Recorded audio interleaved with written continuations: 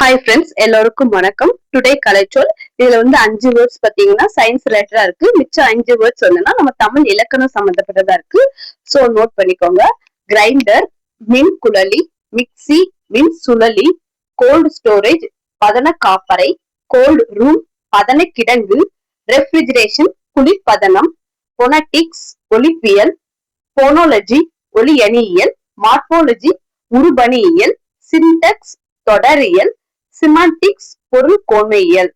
Okay, திரும்ப repeat பண்ற.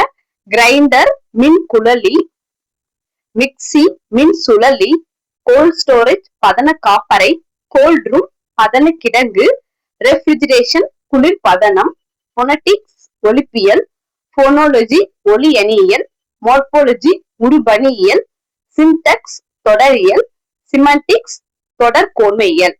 Okay, thank you friends.